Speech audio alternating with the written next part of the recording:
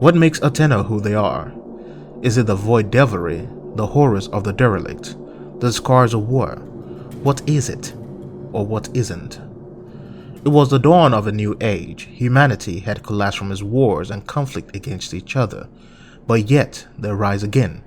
Out of this treachery rose one single vision to unify all who live under the light. It had taken millennia, but it finally happened.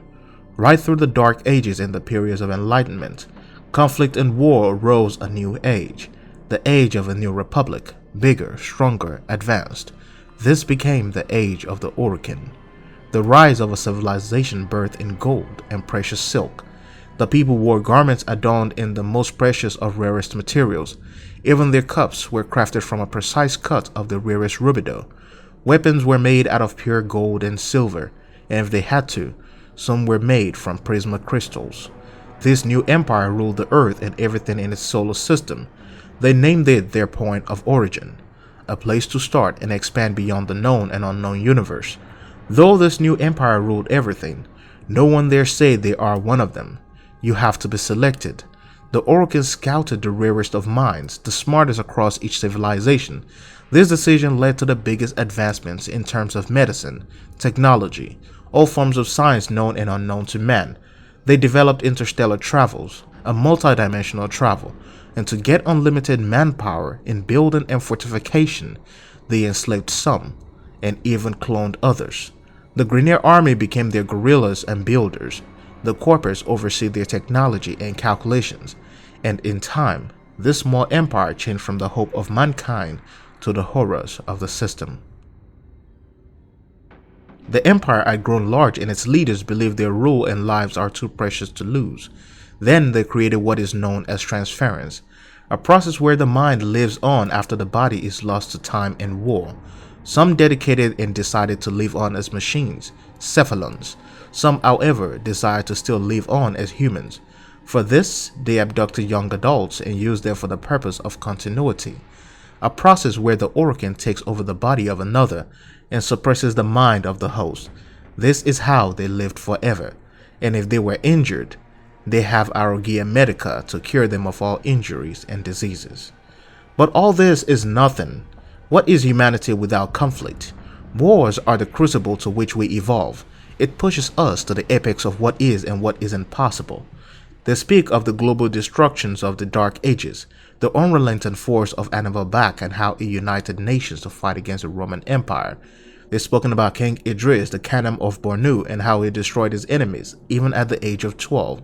They talked about the force of a Moab, the world wars, and mankind inflicting diseases, AIDS, Ebola upon a group of people, so that when they are gone, they can take the land. No one, however, came close to the beginning of the end, the war that changed it all, the conflict of the Sentience. Welcome to the Old War.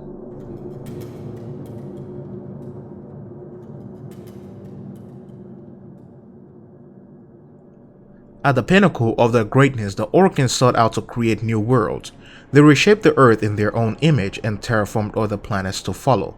Venus became an ice planet even at its closeness to the Sun.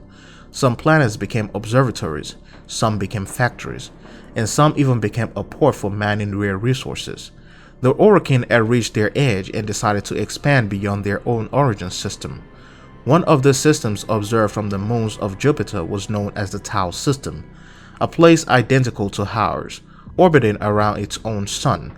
The Orokin sought to conquer this new world, but still will not dare venture further due to the void. They had experienced the powers of this multidimensional being looming in the thick ominous nebula. Anyone who passes through it is given a gift, but also corrupted in return. For this, they created machines. These machines would travel through the void into the Tau system. Upon their arrival on the other side, they will terraform each planet and build a space portal for the Orokin to travel across. These machines were capable of adaptation if conditions get harsher.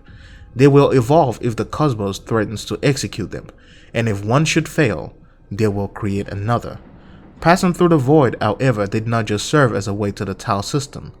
It awoken the minds of the machines, gave them a soul, a goal in the universe. The void gave them sentience. What led us here, you did? You vile blasphemous machines, thinking, breathing.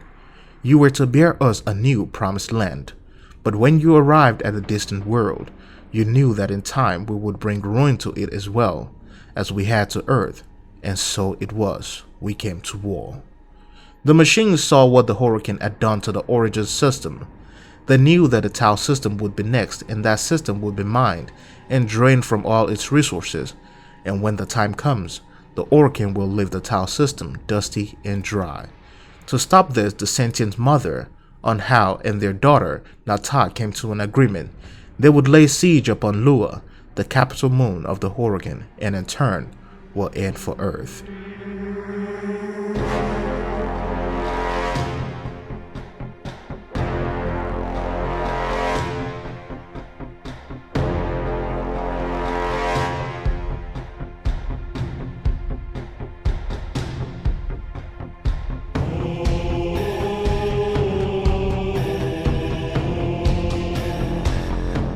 When the Orokin realized that there is a great threat upon them, they had to prepare for war.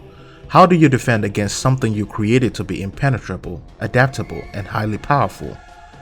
Our hubris shone like a black star. For our technology, our war machines were your kin. How easily you turned them against us. We were forced to older means, not circuits nor light, but flesh and diseases. Our auras passed, our ravaged outer colonies became gardens. We cultured the infestation conceiving of a hybrid, transformed but only just. The helmet was created, born to yield these new warriors, worthy of battle against you, the great and terrible Anhao. We took our greatest, volunteers or not, and polluted them with these cultured agents. They transformed, they became infested but only just. Their skins blossomed into sword steel, their organs interlinked with untold resilience. Yet their minds were free of the infested madness, or so we thought. To defend themselves against the Sentience, the Orokin went further and built frontier grids around every planet. They maximized all interplanetary defenses, and then the war came. Millions of lives became lost out of each battle. Then the Orokin looked out to the stars once more, and out of the derelict horrors, they created the Warframe, and out of the void, they created the Tenno. With both combined, the Orokin became undefeated. Sentient drones and ships were destroyed. And since the moons were lost to them, the Sentient headed for Earth. While the void rebirthed them, it also destroyed them. The exposure to the void destroyed the Sentient's ability to reproduce. The Unum Tower on Cetus, however, became their beacon of redemption. When the Sentient descended upon Earth and it saw an animal, it ate the animal.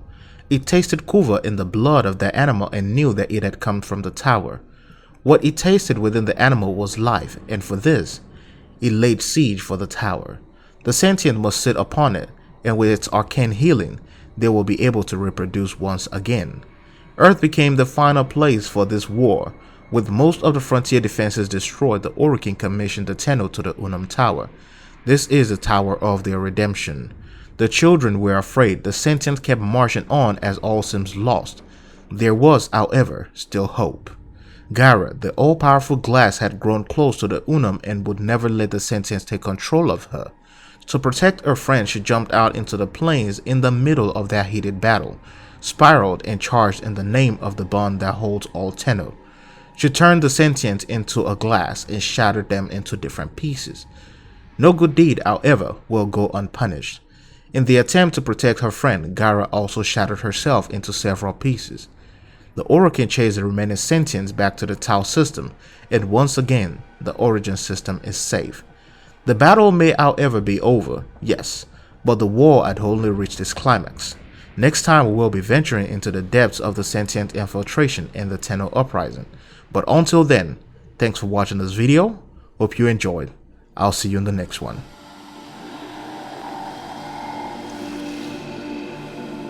How long have we waited for this moment? Forgive me. For what?